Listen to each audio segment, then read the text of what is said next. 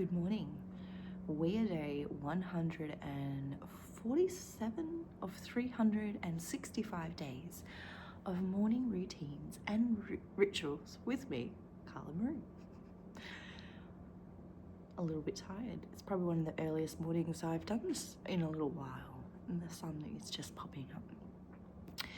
This morning is Wednesday, the 22nd of July, and let's start our morning like we do most mornings with our Luminous Humanist book.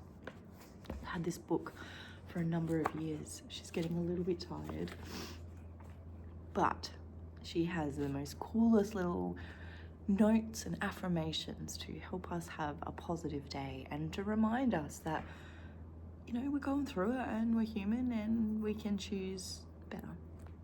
So, July 22nd. Eternal flame. Being a spiritual being in a human incarnation means you're playing in the sandbox where the finite and infinite swirl together.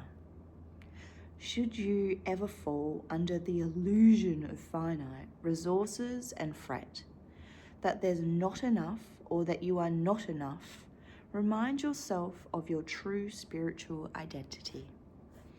You have been here for an eternity, and you are an ever-expanding spiritual being who will live forever, even if it's not in our physical. Affirmation: my torch burns brightly, illuminating the sky with the greatest possibilities. Let's create a really good intention. Yesterday, we set some lovely intention to help others be reminded that we're there, right? And I got to see that in action yesterday morning. I did some self-care yesterday and I took myself for a massage. And it's mostly because my whole nervous system is so stuck in fight and flight. My hips are really engaged and I had to try and get them out. So that's where I'm at. Anyway, went for my lovely Thai massage. It was the bee's knees. And on my way home, I drove past a bus stop. Now, our bus stops just sit on the verge of a road, and there's usually just like a post, and that's really about it. Very rarely will you get a bench seat and things like that. And as I drove past, it had been a little bit wet in the morning, and she was sitting on the ground, and she had some bags next to her.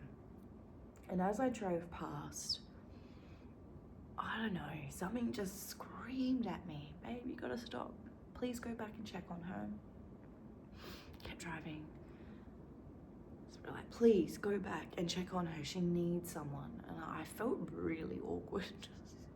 I'm not gonna lie. I mean, it is a very weird thing to stop on the side of the road and ask if someone's okay without them asking, right? So I went up and around, and there was a side street that kind of ran parallel, so she was like in the middle. So I drove up and around and parked behind the bus stop. And I got out, I left my car running, left the door open, left the keys in my handbag, my phone, everything in the car. And I got out. And I ran up to her and I said, babe, hey babe, this is really random, but I was driving past and I felt like I had to come and check on you. I felt you needed a friend. Are you okay? Do you need a lift anywhere? Do you want to go anywhere? Can I take you somewhere? Can I just give you a hug? And she just looked at me like I was crazy. And her eyes filled with tears. And she let me hug her. I didn't even get her name. I hugged her and I just said to her, everything's gonna be okay. And as we sat there and she sobbed, I just started rambling the way that I do.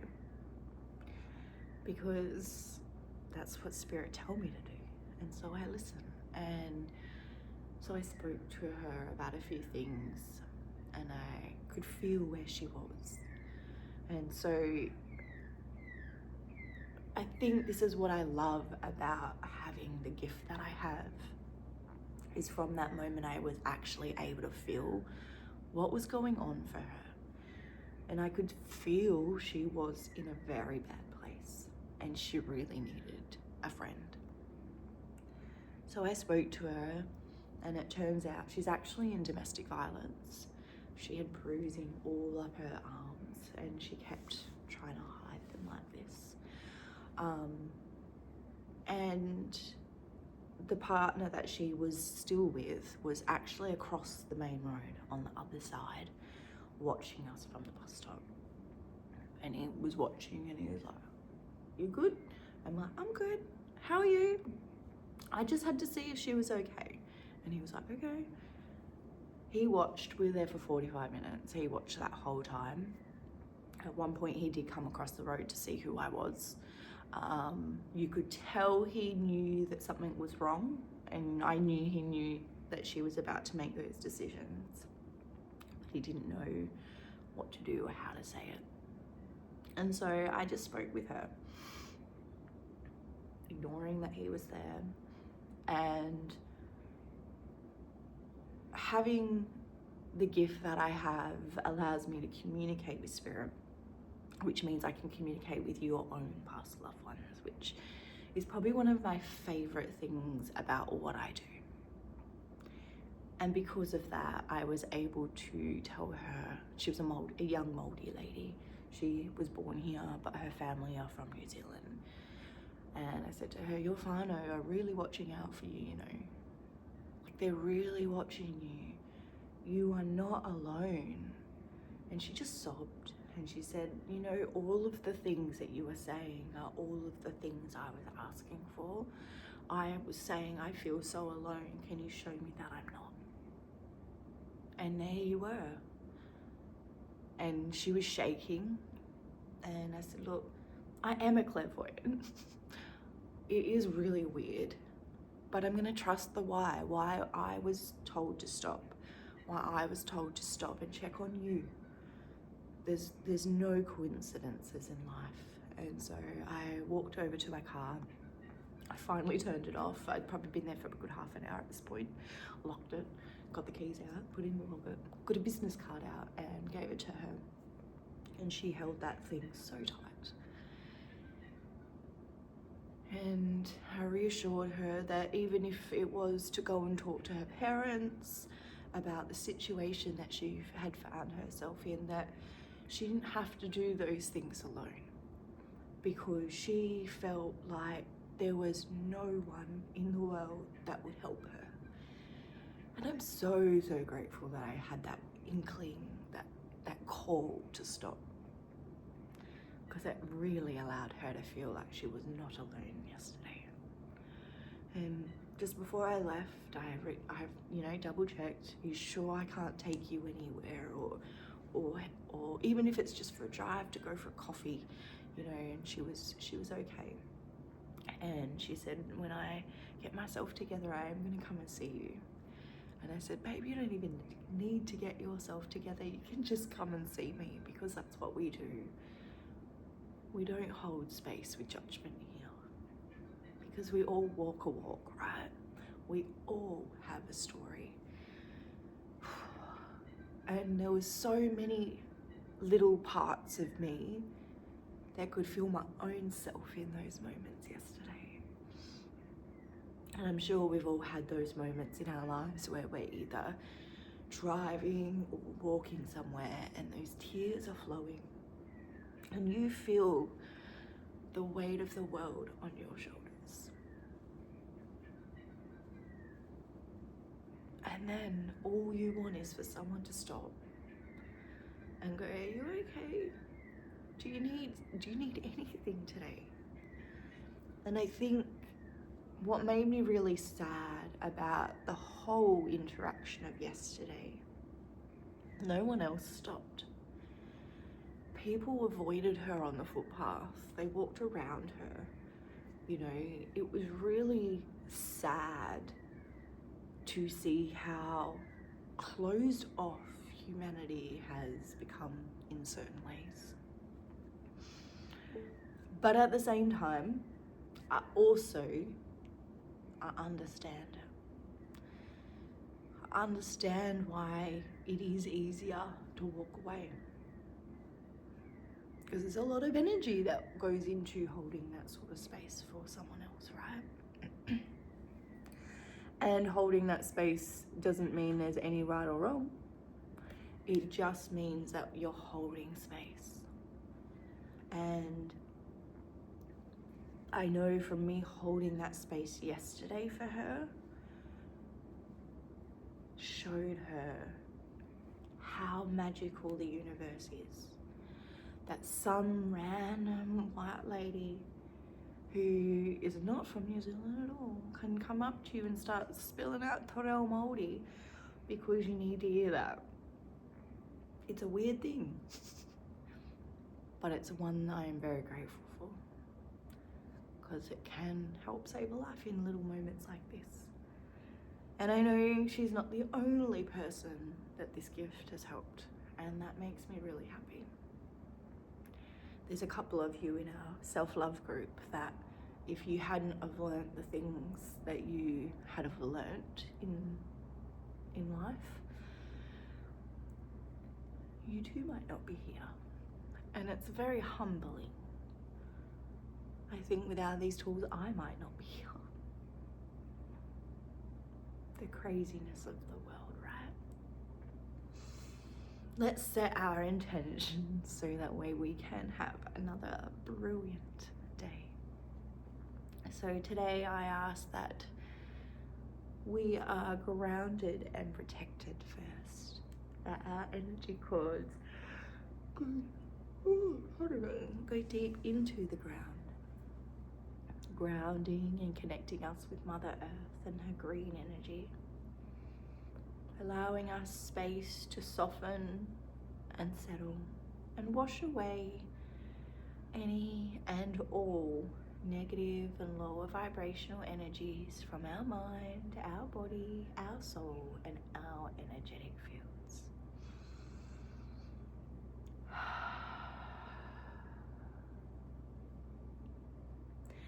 And as we cleanse, clear, and release this energetic field from ourselves, we're going to ask Archangel Michael to come forth and place a beautiful bubble of white light energy around us, keeping us safe and protected from all negative or lower vibrational energies, allowing ourselves to be grounded and safe.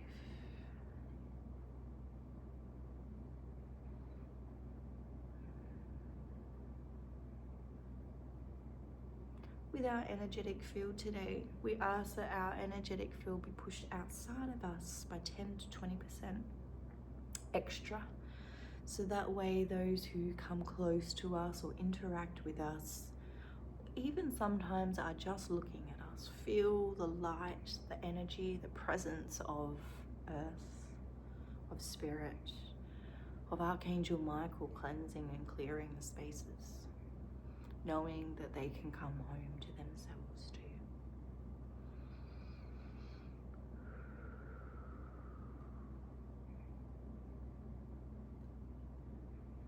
Because that's our intention for all human beings, to feel good, to feel safe, to have free will, to have choice,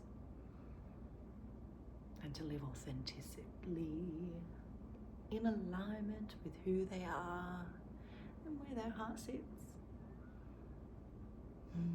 May today we be able to walk freely and confidently in alignment with where our heart is, with where our soul is, and where we need to be moving forward.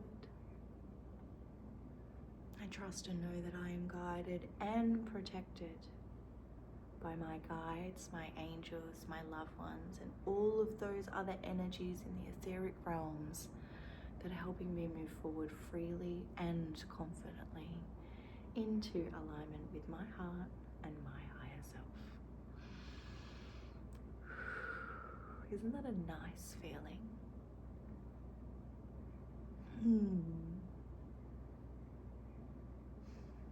And as we come back to that breath, that beautiful question, how is your breathing today? Mine's really deep.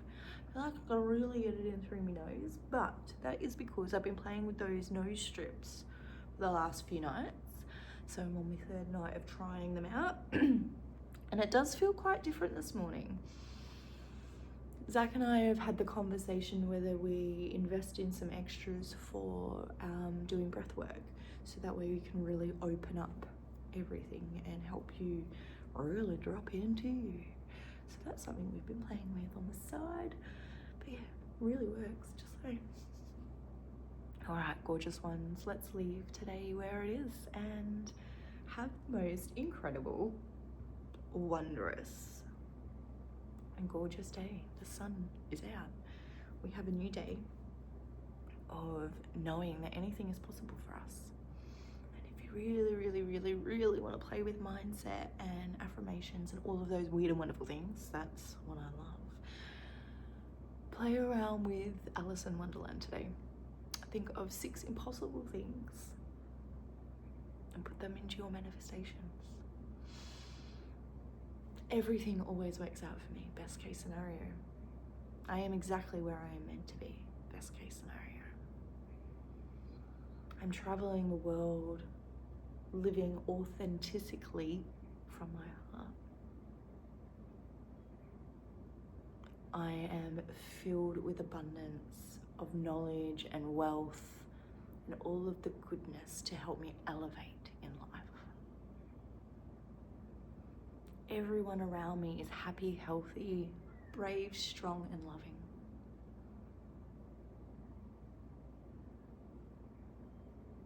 The world loves each other, and we all want peace. I like it. What are the 6 things that might feel impossible to you today that you could change? Because without the thought, without the voice, without the activation, how do we bring it into our reality? How do we manifest these things in? You need to speak it. Cool. I like these goodies. I love you. I hope you have a wonderful day. I miss you. Watch out for my rebrand. It's coming, and keep an eye on for when the book's open. I will update that hopefully in the next couple of days. I love you. Have the wondrous day.